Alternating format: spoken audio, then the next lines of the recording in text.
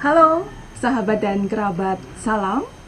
Jumpa lagi dalam podcast Salam, edisi podcast SMA Salam yang berisi teman-teman yang sedang mengerjakan risetnya, yang kemudian kita akan bincang-bincang soal apa sih sebenarnya yang sedang mereka kerjakan dan apa sih yang sedang mereka sebetulnya lakukan dan pelajari, begitu ya.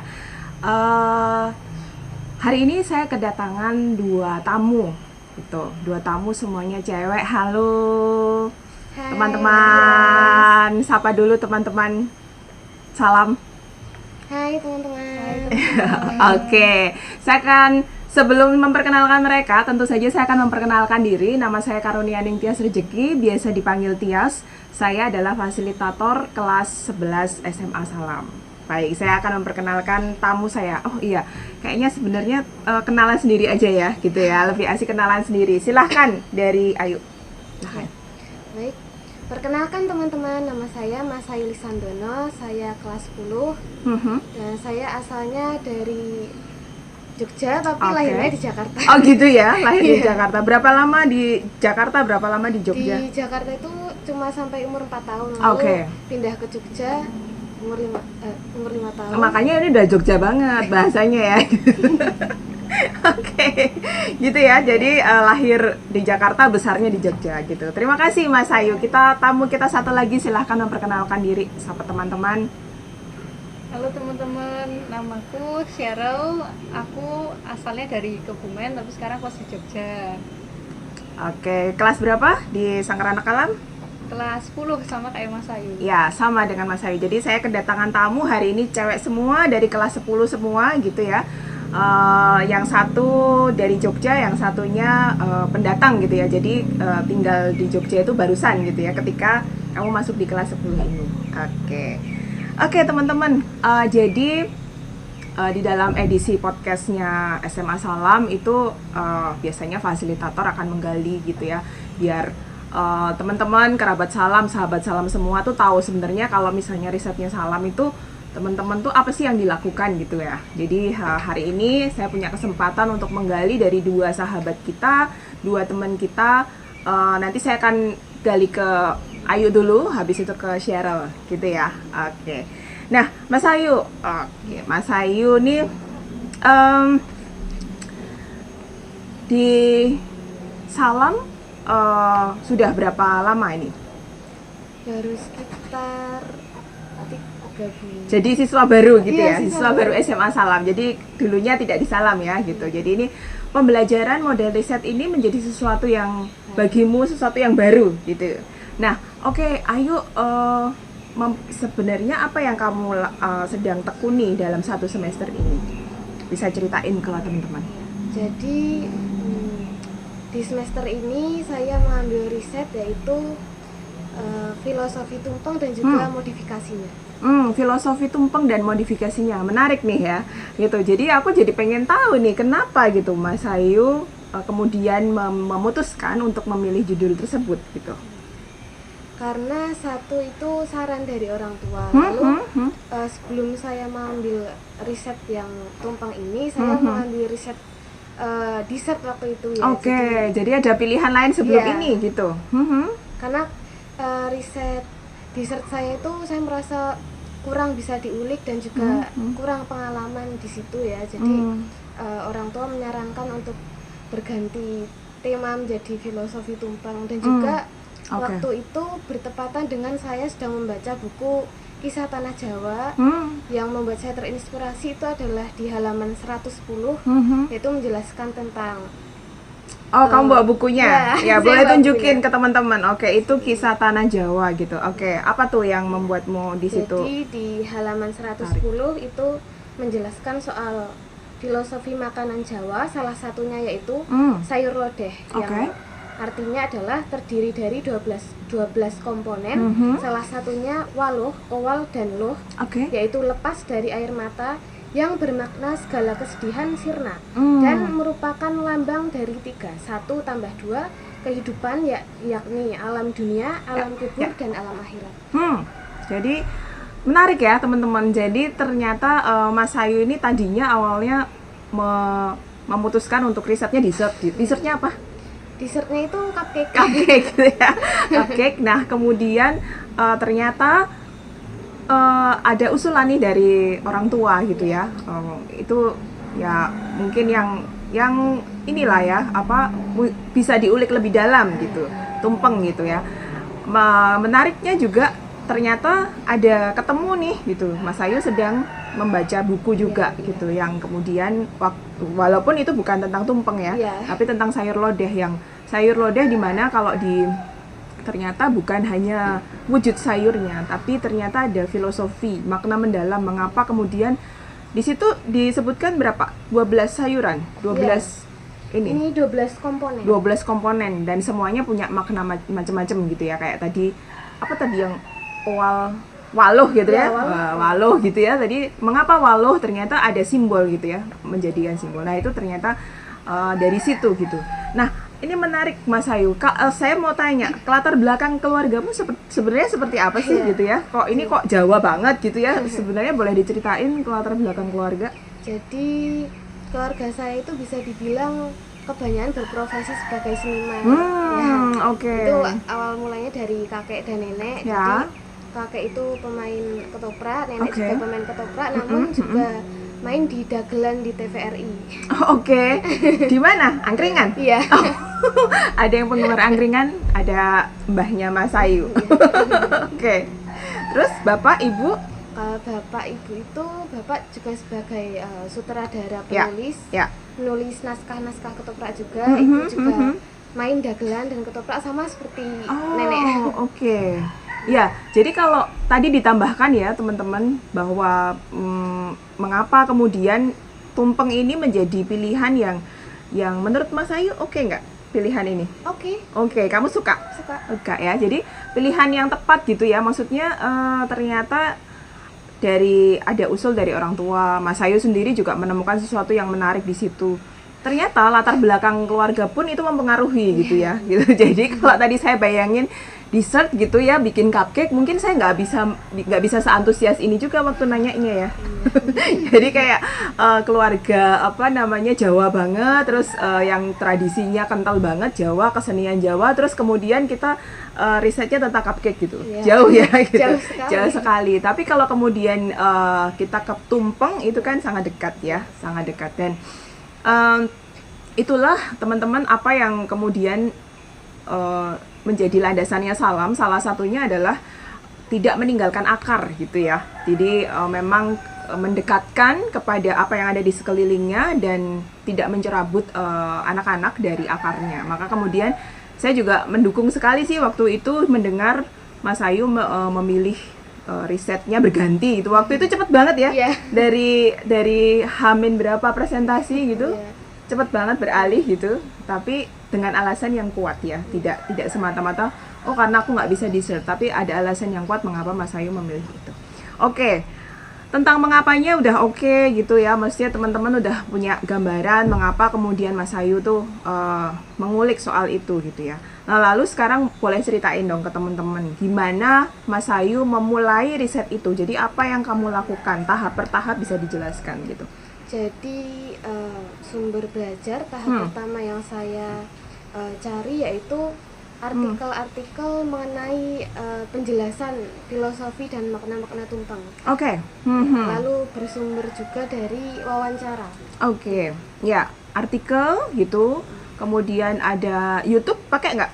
YouTube iya. YouTube pakai juga ya. Jadi yang dari digitalnya pakai literatur yang ditemuin dari internet gitu ya. Lalu kemudian dari YouTube, kemudian narasumber yang langsung bisa diwawancara gitu. Narasumbernya siapa? Boleh disebutkan? Wawancaranya itu waktu itu narasumbernya Pak Wahono. Pak Wahono ini seorang apa profesi? Ya, profesinya Pak Wahono ini seorang pelaku seniman dan juga budaya. Pelaku seni dan budaya Jawa gitu ya. Dia dapat dari mana Mas Ayu kenal Pak Wahono? Dari siapa? Kenal Pak Wahono itu dari ibu, dari karena ibu. ibu punya teman, jadi bapaknya temannya ibu itu Pak Wahono. Oke, ya bapaknya dari temennya ibu gitu ya. Jadi berjejaring. Nah ini salah satu juga teman-teman kerabat salam semua gitu ya. Jadi mengapa kemudian semua orang itu guru alam raya sekolahku gitu ya. Itu kan terpancar dari sini ya, dari yang teman-teman lakukan ini. Salah satunya kita nanti Cheryl juga akan cerita. Nah ini di Mas Ayu sendiri bahwa narasumbernya bukan saya, bukan fasilitator kelas 11 gitu ya. Kelas 10 ya, sorry. Mbak Tias kelas 11 jadi lupa. Jadi bukan fasilitator gitu, tapi kemudian mencari tahu dari manapun, termasuk dari orang-orang yang ahli di bidangnya gitu. Jadi ketemu langsung sama yang ahli di bidangnya gitu ya. Nah, Mas Ayu, apa yang kamu temukan baik dari literatur di internet yang kamu baca, dari YouTube yang kamu tonton, maupun dari Pak Wahono gitu? Mas Ayu dapat apa sih soal tumpeng ini gitu? Yang saya dapat yaitu ternyata tumpeng itu banyak sekali jenisnya. Jadi apa ya, banyak makna yang mungkin beda gitu ya. Oke, banyak ya jenisnya ya. Oh, aku taunya satu gitu ya, tumpeng. Oke, coba bisa yang kamu mungkin inget gitu, beberapa apa sih gitu dan perbedaannya apa gitu? Jadi ada yang saya dapat dari wawancara itu kan tumpeng robyong ya. Jadi, robyong, ya, oke. Nah kalau yang dari artikel itu hanya tumpeng biasa. Ini nih tumpeng yang nasinya nasi apa? Putih, kuning atau apa ini? Kalau yang biasa itu yang warnanya nasinya itu kuning sama putih, tapi yang Pak Wahono itu warnanya putih. Putih juga, cuman beda apa namanya, penempatan lauknya. Oke, ya. Jadi kalau jadi ternyata Mas Ayu menemukan bahwa dari beberapa sumber itu gitu ada macam-macam gitu ya, nggak satu aja gitu ya tumpeng ya. Ada beberapa tumpeng kemudian memiliki makna yang berbeda-beda. Tapi kayak ada satu ini nggak sih, satu garis merahnya gitu, bahwa tumpeng tuh sebenarnya melambangkan apa sih dari berbagai macam yang kamu temukan tadi, kayak sama nggak gitu? Ada benang merah yang menyatukan nggak? Ya, ada benang merahnya. Jadi karena sebanyak apapun jenisnya, tapi intinya itu ya tetap sama gitu. Jadi intinya itu adalah bahwa tumpeng itu menggambarkan kita berbicara dengan Tuhan. Oke ya, lambangnya begini gitu ya, lambangnya ke atas gitu ya. Relasi antara manusia gitu ya dengan kemudian penciptanya gitu ya, Mas Ayu ya. Nah, boleh diceritain apa yang kamu dapat misalnya tadi kalau sayur lodeh gitu ya, kalau dalam bacaanmu di buku Kisah Tanah Jawa ya, itu tuh kan ada beberapa sayuran yang kemudian melambangkan apa. Nah dari tumpeng sendiri, Mas Ayu bisa ceritain apa yang mungkin kamu ingat sekarang gitu, bahwa di dalam tumpeng itu ada apa saja dan itu simbol apa sih sebetulnya gitu? Jadi ini saya ambil dari dua sumber ya, artikel silakan. Dan juga wawancara. Jadi kalau sumber artikel itu, jadi di dalam tumpeng yang biasa itu kan ada namanya telur ya, telur rebus yang dipindang kulitnya. Jadi itu melambangkan bahwa manusia itu diciptakan dengan fitrah yang sama. Namun dengan yang sumber wawancara, jadi yang sumber wawancara dengan Pak Wahono ini kan mengambil dari jenis tumpeng robyong. Jadi beda jauh ya, cuman artinya itu jadi salah satu jenis lauk yang ada di situ adalah kacang panjang yang melingkar di tengah-tengah nasinya itu ya, tengah-tengah tumpengnya nasinya itu menggambarkan Dewa Basuki. Jadi Dewa Basuki itu dewa yang berwujud ular, jadi mengelilingi gunung. Jadi kalau tumpengnya itu digambarkan sebagai Gunung Meru. Oh, Gunung Meru. Oke, yang robyong itu tadi ya, yang robyong. Kemudian itu ada si kacang panjang itu, melilit itu menggambarkan dewa gitu. Dewanya berwujud ular kah ya, memang ya ular gitu ya, yang kemudian mengelilingi gunung itu. Dan kalau yang sayuran-sayuran, nah ini mungkin bisa, tadi kalau sayur lodeh harus ada apa tadi namanya? Yuk, aku lupa. Woh dan sebentar. Aku juga agak-agak lupa tadi ya. Nah, tapi kalau di ini tuh apa gitu, di tumpeng gitu ya? Kalau tadi kan waloh ya, Iya, gitu. waloh, Gudeg waloh. gudeg apa lodeh itu waloh ya salah satunya. Kalau tumpeng itu apa sih gitu? Jadi kalau tumpeng itu kan ada ini ya, apa namanya,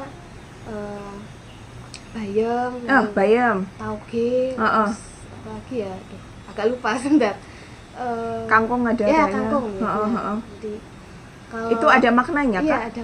ada maknanya. Jadi kalau kangkung itu artinya jinangkung. Ya, terus, Cinangkok kamu bisa membahasakan Indonesia? aduh, agak lupa sedikit ya. Oke, ya. Kalau bayam itu artinya ayem, jadi adem, tentrem. Oke, adem tenteram. Yang toge itu apa toge itu? Tuh yang tauge itu Semacam sedikit bertumbuh gitu. ya, bertumbuh, ya benar, betul. pertumbuhan gitu ya. Ya. Oke. Nah, ini kalau kita akhirnya kenapa ya si tumpeng ini kemudian harus apa namanya? Harus udah ada pakemnya gitu kan. Misalnya bentuknya seperti apa, lalu kemudian elemen-elemen yang ada di dalamnya itu apa. Nah, itu kan kalau tumpeng sendiri sebenarnya kalau yang dari kamu baca dan dari wawancara itu digunakan sebagai apa sih? Kenapa elemen-elemennya harus khusus itu tadi? Ya. Buat apa biasanya tumpeng tuh? Karena kan ini ya, apa, berdasarkan penempatan lauk, jenis-jenisnya, lalu warnanya itu kan tidak sembarang Ya, itu ya, gitu. ya. Jadi semua ada maknanya. Ya, Jadi yang tidak boleh diubah itu warna, lalu jenis-jenis lauknya yang mengelilingi nasi itu, lalu ada apa lagi? apa namanya, penempatan lauk. Penempatan. Iya. Oke, ya. Jadi kenapa nggak boleh itu karena kalau warna itu pilihannya ada dua, yaitu Iya. kuning dan putih. Kuning itu melambangkan cerah matahari, lalu Oke. putih itu kesucian. Oke, Kalau ya. ya kalau Jadi nggak bisa ya tiba-tiba aku warna biru deh gitu ya. nggak bisa. Ya karena kalau kecuali ya udah memang mengaburkan makna gitu ya. Iya. Tapi kalau kita sedang ingin memohon sesuatu kemudian itu doa ya. Sebenarnya tumpeng itu tuh di dalam tumpeng tuh ada doa ya. Tadi apa? Kecerahan. Iya, Kalau yang putih tadi apa? kesucian. Kesucian gitu ya. Kemudian ada bayam tadi kan ayam gitu. Jinangkung itu kan seperti aduh saya susah membahasakan Indonesia ya gitu jinangkung gitu. Ya artinya apa namanya? Kita sedang memohon berkah-berkah ya. Iya, benar. Berkah-berkah kemudian dari simbolnya tuh dari apa yang ada di dalam tumpeng itu kemudian bentuknya juga gitu. Biasanya digunakan sebagai acara apa sih? Yuk kayak gitu. Biasanya sih digunakan sebagai acara apa ya, seperti apa ya, membuka acara. Oke, peresmian Ya, gitu biasanya peresmian, ada ya. benar. Peresmian. Kemudian kalau yang sederhana-sederhana, kalau Mas Ayu sendiri di dalam keluarga tumpeng itu muncul saat apa? Syukuran sih. Syukuran. Iya. Syukurannya ulang tahun kah atau Iya. syukuran kelahiran atau Iya, apa gitu? Ada kadang ulang tahun, Iya. kadang juga waktu ada apa, tante yang melahirkan ya nanti. Oke, gitu ya. Jadi intinya nggak memang tumpeng ini tuh tidak setiap kali ada gitu ya. Memang tumpeng ini kemudian apa namanya hadirnya itu di acara-acara tertentu yang memang ada alasan untuk itu ya, ada mengucap syukurnya, kemudian ada memohon berkahnya gitu ya, seperti tadi misalnya mungkin peresmian gitu ya, kemudian mungkin ada rumah baru, tumpengan, kemudian misalnya ada kelahiran gitu ya, atau mengucap syukur ketika ulang tahun ya, seperti itu ya. Jadi, nah dari sini gitu ya Mas Ayu, ketika tadi kan Mas Ayu bilang bahwa risetnya itu soal mengulik filosofi si tumpeng, kemudian akan mencoba memodifikasi. Nah, menurut Mas Ayu, jadi ketika Mas Ayu sudah temukan ini tadi, itu akhirnya kira-kira memungkinkan nggak untuk dimodifikasi gitu?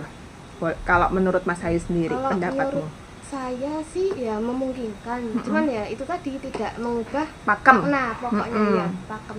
Jadi tidak boleh meninggalkan makna ya, Iya, gitu. Mungkin ya tadi itu gitu ya, kalau misalnya apa ternyata kita harus tahu dulu tumpeng itu filosofinya, baru kalau misalnya kita modifikasi itu tidak keluar dari pakem gitu. Misalnya kayak saya kan bayangin tumpengnya isinya brokoli gitu kan. Isinya brokoli gitu kan, kemudian harus brokoli apa ya maknanya gitu ya. Padahal tadi sudah ada doa-doa yang lewat bayam, lewat kangkung, lewat toge gitu ya. Sementara orang Jawa kan memang ya saya nggak tahu ya kalau brokoli itu sebenarnya tanaman asli dari sini apa enggak gitu ya. Tapi kalau kayak bayam, kangkung begitu kan ya memang yang ada di tumbuh di sekitar sini, memang itu yang kemudian menjadi doa-doanya orang Jawa gitu. Nah, jadi apa namanya? Jadi nanti Mas Ayu setelah ini akan melakukan apa? Praktiknya kan belum ya berarti. Kira-kira akan mulai memodifikasi atau akan membuat yang tumpeng yang pakem kira-kira yang pakem dulu. yang pakem dulu. Ya. Yang pakem dulu baru modifikasi gitu.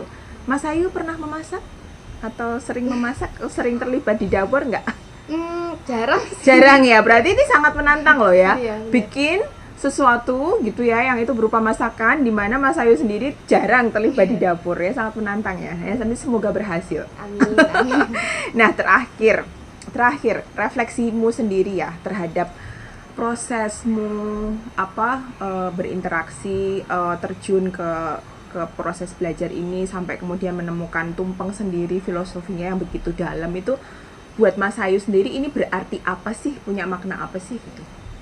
Menurut saya ya hal yang membuat saya mind blowing itu adalah ternyata ya itu bukan hanya sebuah hidangan biasa, namun penuh makna yang berarti gitu ya, dan juga relate dengan kehidupan yang sedang dijalani gitu. Bahkan sampai sekarang ya. Iya, jadi tidak lekang oleh waktu. Ya, walaupun mungkin tumpeng itu sudah ada sejak mungkin sekian abad yang lalu gitu ya, tapi kemudian apa makna-makna yang ada di dalamnya tuh luhur gitu ya, yang itu ada sampai sekarang gitu. Oke, thank you Mas Ayu untuk ceritanya. Nanti kita bisa ngobrol lagi barengan. Aku akan ke Cheryl dulu gitu ya. Jadi hai Cheryl. Ya, Cheryl boleh ceritain ke teman-teman kerabat salam. Cheryl nih di semester ini sebagai siswa baru ya. Di Salam juga sama kayak Mas Ayu, lagi pertama kali ini mengikuti proses belajar yang punyanya Salam gitu. Itu apa yang sedang Cheryl tekuni? Yang sedang aku tekuni sekarang, aku eksplorasi lingkungan daerah sekitar Salam. Oke. Eksplorasi lingkungan. Kenapa Cheryl kemudian memilih itu sebagai sumber belajarmu gitu? Karena aku kan baru tinggal di Jogja ini, terus juga pengen tahu daerah sekitar sini tuh kesenian yang hidup apa sih, terus komunitas yang berdiri, orang-orangnya seperti apa, profesinya apa, sukanya ngapain, tempat hiburannya apa, dan lain-lain. Ya, jadi kalau Mas Ayu tadi adalah yang menguatkan adalah sebenarnya latar belakang keluarga gitu ya.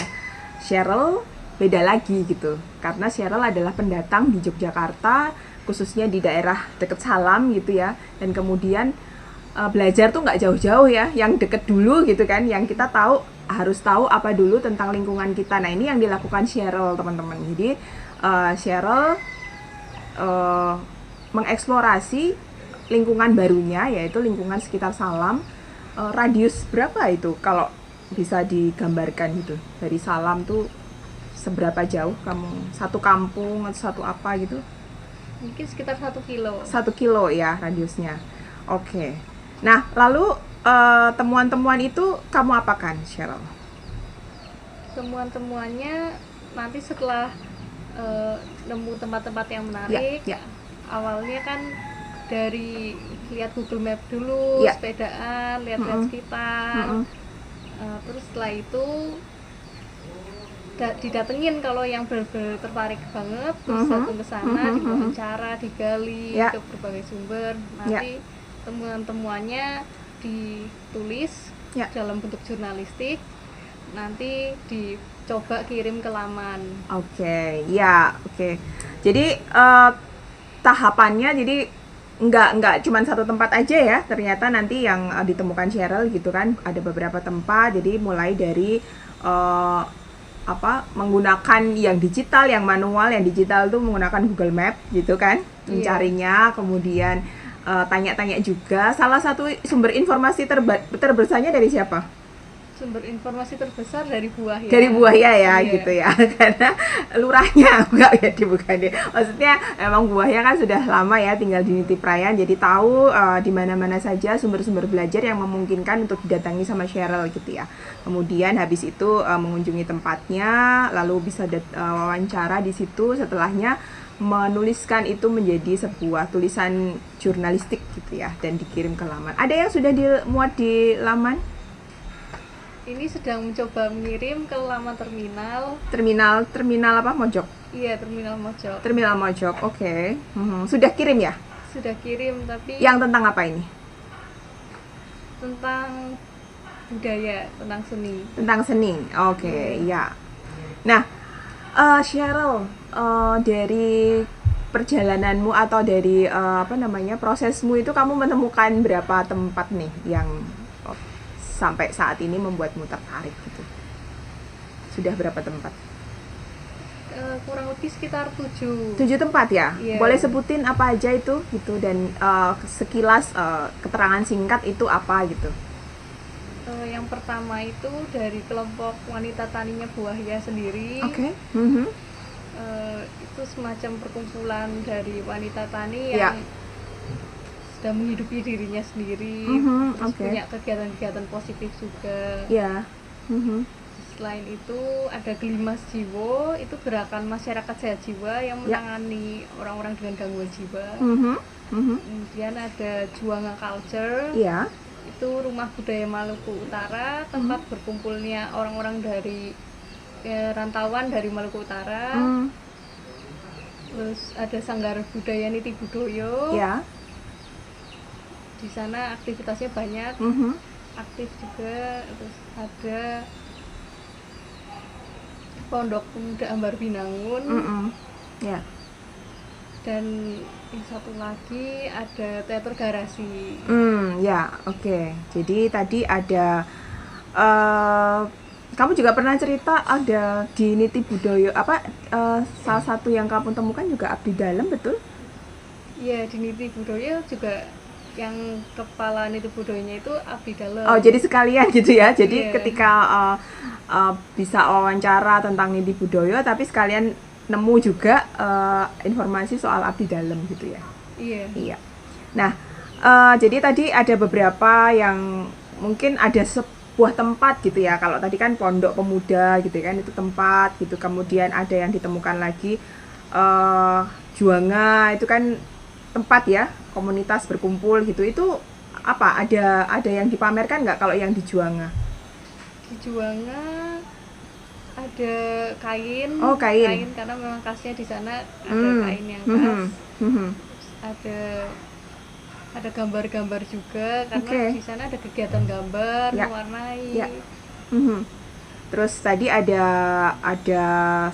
yang lain kan, ada sanggar, kemudian teater, kemudian ada kelompok wanita tani, lalu Gelimas Jiwo gitu ya. Wah, ini banyak gitu. Harusnya kalau Cheryl mungkin beberapa part gitu ya karena ada 7 temuannya, tapi nanti kasihan yang lain nggak dapet bagiannya ya. Maka saya kemudian akan mengulik, saya kok tertarik ini ya Cheryl, mengulik soal Gelimas Jiwo nih gitu ya. Gelimas Jiwo tadi kamu bilang apa namanya, singkatan dari apa?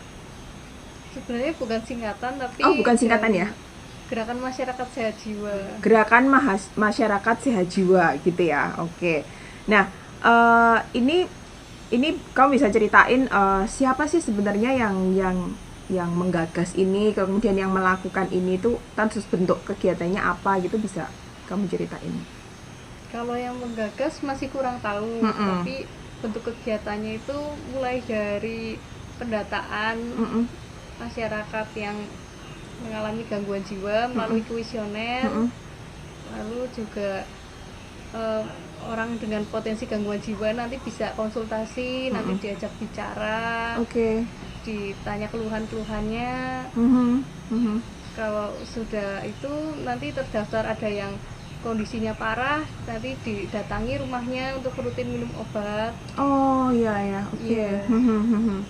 Itu yang tergerak di situ tuh semuanya relawan kah atau Semuanya pegawai memang ada yang, atau bentuknya kerelawanan gitu, sukarelawan atau apa? agak lupa, cuma kayaknya relawan. Oh oke. Ya. Nah, jadi itu bergeraknya di apa? Satu kelurahan kah, kecamatan kah, pedukuhan kah, atau apa, Cheryl?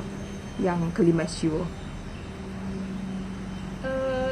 Jadi kalau di Ngesti Harjo itu setiap dukuh ada 2 kader. Oh gitu, ya. Ngesti Harjo itu kan kelurahan ya? Iya. Kelurahan ya, bener ya? Aku lupa kelurahan. Ya, jadi nanti di bawahnya kan ada pedukuhan gitu ya. Kemudian di situ di setiap dukuh ada 2 kader gitu. Iya. Ya, jadi memang mendatanya atau apa tadi yang kayak itu tadi, berarti mengurusinya berarti yang khusus memang daerah Ngesti Harjo aja ya berarti ya? Kurang tahu kalau tentang itu. Nah, Cheryl, menurut kamu gitu, ketika kamu mendapati ini, kamu pernah nggak mendapati gerakan yang seperti ini di tempat lain sebelum kamu ketemu sama yang Gelimas Jiwo ini? Sebelum ini aku belum pernah ketemu sama komunitas yang kayak gini, tapi kalau yang menangani manusia belum pernah, tapi pernah dengar tentang orang utan. Jadi, yang orang utan. Relawan-relawan untuk orang utan ya. Nah, apa pendapat Cheryl tentang gerakan yang ini tadi, Gelimas Jiwo, gerakan kerelawanan ini tadi, yang kemudian kalau biasanya yang diperhatikan tuh sakitnya sakit fisik gitu ya, kalau yang ini kemudian sakit mental gitu, sakit jiwa gitu. Itu bagaimana pendapat Cheryl sendiri mendapati gerakan yang seperti ini? Gerakannya kalau menurutku menarik karena biasanya orang tuh jarang ngerawat ke dalam, biasanya ngerawat cuma keluar aja. Iya. Maksudnya Cheryl menemukan bahwa kebanyakan dari kita gitu ya, masyarakat itu ngerawatnya keluar gitu ya, apa yang tampak di luar gitu ya, bukan sesuatu yang ternyata di dalam. Dan padahal kalau kita dalami lebih jauh gitu, itu juga sangat serius gitu ya, si kesehatan mental ini sendiri. Dan jadi kalau menurut Cheryl, ketika ini ada di Ngesti Harjo nih gitu ya, ini kan saya di kecamatan saya atau di kelurahan saya kayaknya belum menemukan kayak gini nih gitu. Nah, menurut Cheryl ini penting nggak untuk kemudian ini juga menjadi mungkin ini bisa menjadi inisiator gitu ya, atau ini penting untuk dilakukan oleh pedukuhan atau kelurahan atau kecamatan lain gitu yang seperti ini, yang kemudian mengangkat isu soal kesehatan mental gitu? Menurutku penting sih, karena biasanya kalau di tempat lain kan belum banyak yang peduli sama masyarakat yang kena gangguan jiwa. Biasanya masyarakat gangguan jiwa tuh masih ditelantarkan, malah kan banyak yang di jalanan juga. Ya. Dan Cheryl ini nggak waktu wawancara dapat nggak sebenarnya gangguan jiwa itu kayak yang paling ringan gitu, misalnya yang kita perlu aware terhadap diri kita tuh apa sih gitu, yang jangan-jangan kan kalau kita taunya tiba-tiba nanti udah nggak ini ya, udah hilang kesadaran dan lain sebagainya, tapi sebenarnya kan nggak tiba-tiba seperti itu ya, yang gimana kemudian orang tuh harus kemudian aware gitu terhadap kesehatan mentalnya sendiri. Dapat nggak beberapa hal gitu yang mungkin kita bisa ngecek diri kita sendiri, aku nih sebenarnya dalam kondisi apa, terus aku perlu apa gitu. Relawannya pernah cerita nggak sama Cheryl? Kalau menurut versi relawannya, sebenarnya kita tuh sering banget ngalamin gangguan jiwa justru. Oke. Karena kalau misalnya kita stres aja itu sudah gangguan jiwa, karena jiwanya kita terganggu, nggak dalam kondisi normal. Nah, kayak gitu apa yang disarankan oleh relawan itu dengan yang kecil-kecil itu tadi kan harus ditanggulangi ya, karena kalau enggak kan bisa numpuk gitu ya. Nah, itu ada saran nggak waktu itu ketika kamu ngobrol sama relawannya? Saran dari relawannya banyak-banyak punya kegiatan positif. Oh, banyak-banyak punya kegiatan positif. Ya, supaya kita nggak terlalu banyak waktu buat bengong, terus nggak tahu mau ngapain. Oke, iya. Kan Jadi juga berkarya. ya, jadi aktif ya, tetap produktif gitu ya, supaya nggak kebanyakan bengong gitu. Nah, oke, yang berikutnya adalah soal niti budaya nih, kayaknya banyak ya nanti yang didapat dari niti budaya gitu, selain dari yang pertama tadi gelimas gitu. Niti budaya gimana? Apa yang Cheryl temukan di niti budaya? Niti budaya kalau di sana banyak kegiatan semacam kayak karawitan, ada kejoklusung juga, itu yang alu itu loh yang dipukul-pukul. Ya. Terus juga ada terbangklung, ada tari, ketoprak juga ada, wayang kulit juga ada.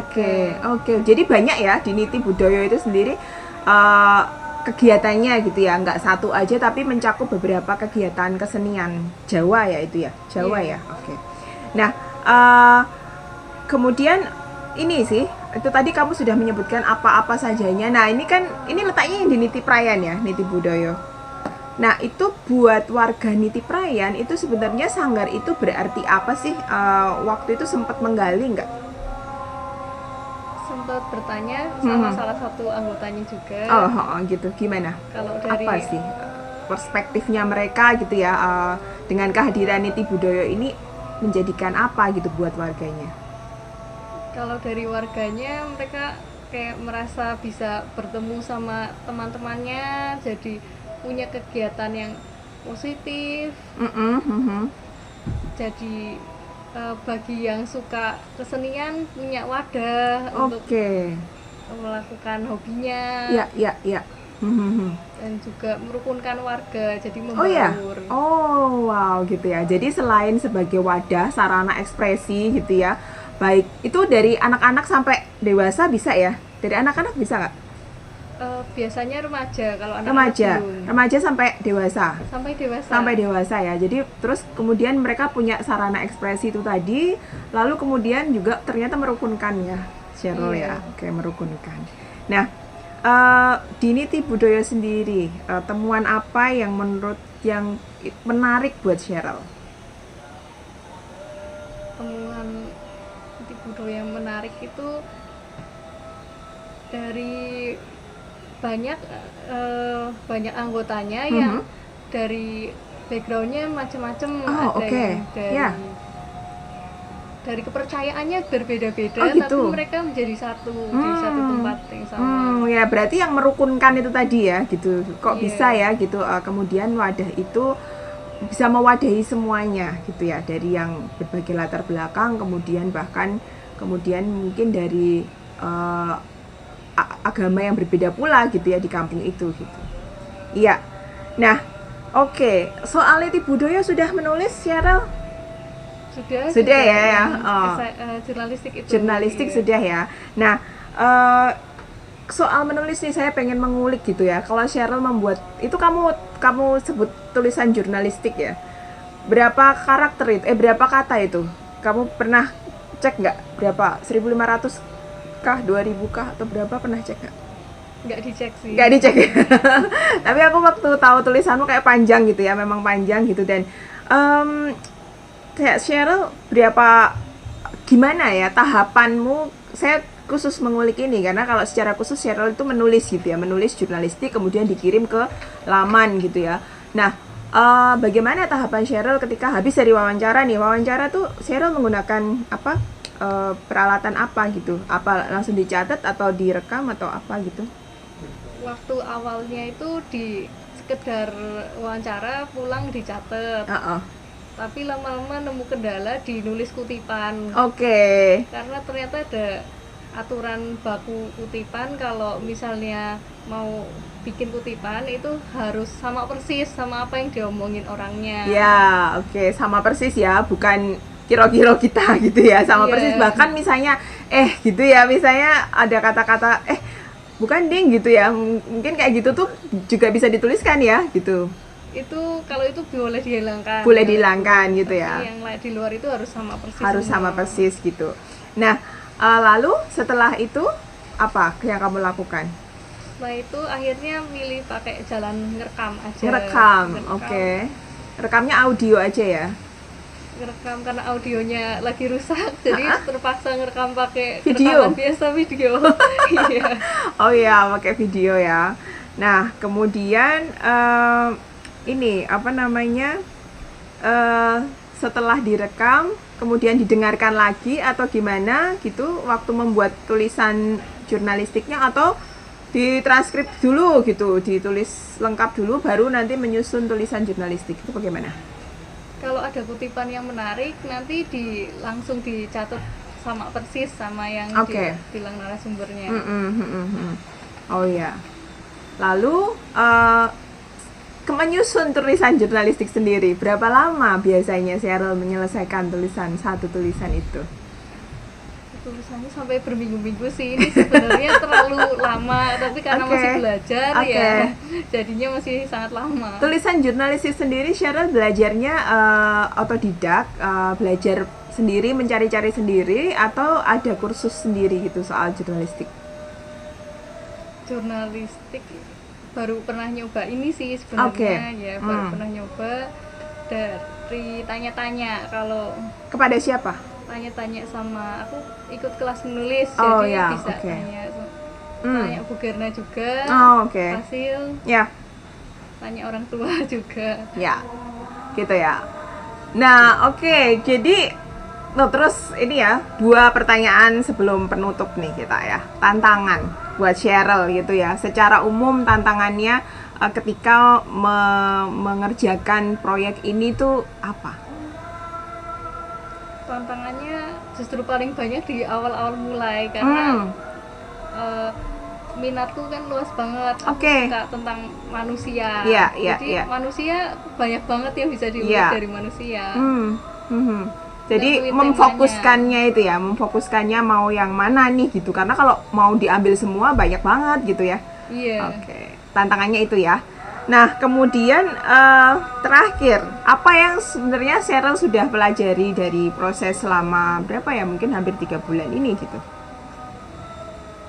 Belajar banyak sih, mulai dari mengenal lingkungan sekitar sendiri, jadi dapat banyak inspirasi. Oh, ternyata di suatu lingkungan tuh orang bisa melakukan seperti ini ya. Juga belajar berinteraksi, mengasah kemampuan berinteraksi dengan orang-orang, dan jurnalistik itu tadi. Banyak ya yang sudah Cheryl pelajari gitu ya, jadi dari proses belajar mandiri ini. Nah, thank you Cheryl, thank you Mas Hayu. Sebagai penutup teman-teman, sebenarnya tugas saya sebagai, walaupun saya bukan fasil kalian gitu ya, tapi kan kita kalau di fasil SMA itu biasanya memang saling tahu ya, saling tahu apa yang dilakukan oleh masing-masing teman-teman SMA ini gitu. Jadi sebenarnya tugas fasilitator adalah untuk mengcoding gitu, mengcoding pengetahuan. Jadi apa saja yang sebenarnya dari risetnya masing-masing. Kalau di sini tamu saya hari ini adalah Mas Hayu dan Cheryl, itu dari situ sebenarnya bisa belajar apa sih? Karena kadang banyak orang yang bertanya gitu, di Salam proyeknya berapa? 1, untuk berapa lama? 1 semester. Lah terus belajar apa gitu ya? Jadi kayak masih banyak yang kebingungan bagaimana menarik dari satu topik itu, kemudian teman-teman bisa mengembangkan belajar apa dan bisa dibagikan ke teman lain. Nah, ini sekaligus kalian nyimak ya. Jadi sebenarnya kan yang dapat ini nanti kalian bisa kalian gali lebih dalam, bisa dijadikan objek obrolan untuk di kelas dikembangkan, pengen tahu ini lebih banyak gitu. Jadi mendalami itu. Jadi kalau dari Mas Hayu gitu ya, sebenarnya kalau di salam itu ada dua kerabat salam, jadi literasi dan numerasi gitu ya.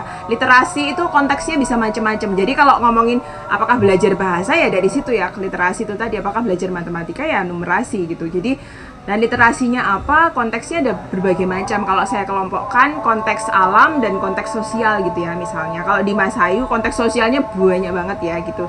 Bisa jadi diskusi, bisa jadi Mas Hayu sendiri mendalami lebih dalam gitu ya nanti soal sejarah gitu ya. Bagaimana kemudian tumpeng itu jadi pintu masuk buat sejarah ya. Mau ngomongin sejarahnya orang Jawa, mau ngomongin sejarah tumpeng itu sendiri, atau sejarah misalnya kemudian ada percampuran-percampuran yang masuk gitu, itu kemudian bisa jadi diskusi yang menarik. Lalu kemudian ada tadi disebutkan soal Gunung Mahameru gitu ya.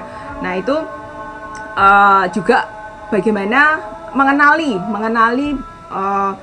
mengenali bahwa di Indonesia sendiri, di Pulau Jawa sendiri banyak gunung gitu ya, gunung-gunung berapi maupun yang bukan berapi gitu. Lalu ternyata memang hidup kita itu ya dikelilingi oleh geografis yang seperti ini gitu. Maka itu kemudian tumpeng itu nggak jauh-jauh, simbolnya ya simbol-simbol seperti gunung gitu. Lalu kemudian soal maknanya gitu ya, kemudian bagaimana arti gunung itu sendiri bagi orang Indonesia gitu. Kemudian makna dari kata-kata yang dipilih seperti tumpeng itu tuh apa ya, kamu masih ingat nggak tumpeng itu? Tumpeng, Metu nih mempeng atau apa gitu? ya aduh pernah baca. Ya, jadi maksudnya makna-makna yang mendalam seperti itu tuh ternyata kan banyak dimiliki sama orang Jawa ya, disimbolkan. Nah itu kalau tidak kemudian kita cari tahu, nanti lama-lama bisa hilang gitu. Nah itu seperti misalnya kemudian mengapa harus 7 pitulungan yang seperti itu literasi yang maksudnya ini tabungan literasi ya. Ketika nanti teman-teman pengen tahu soal ini, terus dicari tahu lagi, bisa dibagikan ke teman-teman satu kelas atau bahkan mungkin satu jenjang di jenjang SMA. Soal konteks alam, soal komposisi tumpeng gitu ya. Itu kan kalau saya lihat tadi ada protein hewani, ada protein nabati, ada ininya ya, ada sayuran, berbagai sayuran, serat gitu ya. Dan itu ada karbonnya gitu ya, nasi sendiri. Nah itu kan kalau dilihat ini sebenarnya makanan yang ini enggak sih, kalau dulu 4 sehat 5 sempurna, kalau sekarang apa? Makanan gizi seimbang atau apa ya gitu. Nah itu yang diperlukan oleh tubuh sebetulnya seperti apa lah. Itu kalau mau digali kan, didiskusikan bisa lebih mendalam. Kemudian soal mengenali gunung sendiri gitu ya, sebagai gunung itu seperti apa sih sebetulnya gitu ya, menjadi sahabat atau dipandang sebagai apa, itu bisa didalami lagi. Kemudian soal tanaman Indonesia, apa yang tumbuh di Indonesia yang kemudian disajikan di dalam tumpeng. Soal berhitung ya teman-teman, mana mungkin sih tumpeng itu kok bisa untuk belajar numerasinya kayak apa gitu ya. Pasti nanti kalau Mas Ayu membuat tumpeng sendiri pasti pakai takaran ya, ada resep gitu. Nah itu bisa kan pakai itu ya, pakai perhitungan gitu. Kemudian modal membuat tumpeng itu sendiri, kemudian misalnya tumpeng itu bisa dibagi untuk berapa. Kalau misalnya kita membuat untuk 30 orang, bagaimana sih kita mengira-ira 30 orang itu seberapa banyak untuk bisa cukup 30 orang. Nah kira-kira bagian-bagian itu yang mungkin akan jauh lebih banyak lagi yang bisa ditemukan Mas Hayu, dikembangkan di kelas-kelas gitu ya, ditemukan oleh fasilitator maupun teman-temannya atau Mas Hayu sendiri. Nah di Serol nih banyak banget juga gitu ya, karena tadi temuannya ada 7 itu aja saya belum baca semua gitu, belum baca semua temuan-temuannya dia, hanya beberapa. Kira-kira di soal sosial misalnya kelompok wanita tani gitu ya, bisa menggali lebih dalam seperti apa sih kelompok-kelompok itu, kemudian aktivitas penjualannya misalnya di situ kan ada ini ya, bagaimana mereka bersuasembada gitu ya, menghidupi diri kan ya si kelompok tani ini. Nah itu kan itu pelajaran sosial yang sangat penting gitu, yang sebenarnya kita sudah sangat tergantung, tapi bagaimana kelompok tani ini kemudian bisa menjadi guru untuk bisa bersuasembada. Di situ ada juga bank sampah, bagaimana memilah gitu, mengelola, kemudian pengelolaan komunitasnya sendiri, Kemudian kalau ngomongin geografis, struktur pemerintahan itu tadi kita bisa mengenal di situ ada pedukuhan, ada kelurahan dan lain sebagainya. Kita sendiri kadang-kadang saya aja tadi kayak masih gradul-gradul gitu ya pembagian wilayahnya. Nah, kemudian ketika bertemu dengan tadi masyarakat yang peduli dengan kondisi kejiwaan gitu ya. Bagaimana misalnya literasinya bisa diperdalam di soal gangguan jiwa itu sendiri gitu ya, itu bisa. Nah, sekarang kan apalagi anak sekarang gitu udah dengan healing gitu ya, karena udah pusing-pusing jadi butuh healing. Nah, itu kan sebetulnya bagian dari penanggulangan ini ya, untuk menyehatkan mental gitu. Itu sebetulnya tidak jauh-jauh dari topiknya anak remaja ya, cuma mungkin kalau dulu ngomongnya gangguan jiwa, kalau sekarang kan pakai bahasa Inggris jadi kayak lebih kekinian. Terus kemudian bisa ngomongin soal budaya Maluku Utara tadi ya, di tempat yang rumah budaya gitu, itu seperti apa bisa digali lebih dalam. Lalu bagaimana kemudian mengenal wilayah Indonesia, bisa sejarahnya, kemudian di situ juga bisa ini ya, tadi di Niti Budaya banyak sekali ada yang bisa digali lebih dalam gitu soal nama-nama jalan di Niti Payan sendiri. Kemudian ada pendoponya, pendopo itu bisa digali secara mendalam juga gitu ya, rumah pendopo itu. Kemudian Gejok Lesung, Tembang Jawa, Karawitan gitu. Kemudian bahwa sebuah sanggar bisa merukunkan. Lalu kemudian di situ juga ada abdi dalam gitu, yang itu bisa ditelisik, digali lebih dalam lagi ya kalau mau menjadi tema-tema literasi. Lalu soal keprihatinan budaya gitu, bahwa budaya itu sekarang seperti apa, padahal kita punya budaya yang seperti apa, dan bahwa budaya itu sendiri menyesuaikan dengan alam. Wah, menarik banget, banyak banget temanya gitu ya. Kalau mau diperdalam, paling tidak sudah ada ditemukan tema-tema itu. Di tema-tema alam sendiri kayak ada tanaman obat ya, Cheryl ya, ditemukan di kelompok wanita tani ya gitu. Kemudian di situ bahwa ada obat, ada sayuran, ada bumbu-bumbu yang bisa dihasilkan sendiri. Kemudian ada kompos, ekoenzim, ekoprint gitu, makanan sehat yang seperti apa. Lalu pengelolaan sampah sampai maggot juga ya waktu itu. Kemudian di Berhit itu alamnya mungkin saya masih kurang gitu ya, bisa mengidentifikasi mana-mana aja yang bisa berkaitan dengan literasi yang konteksnya alam. Di numerasi teman-teman, di sini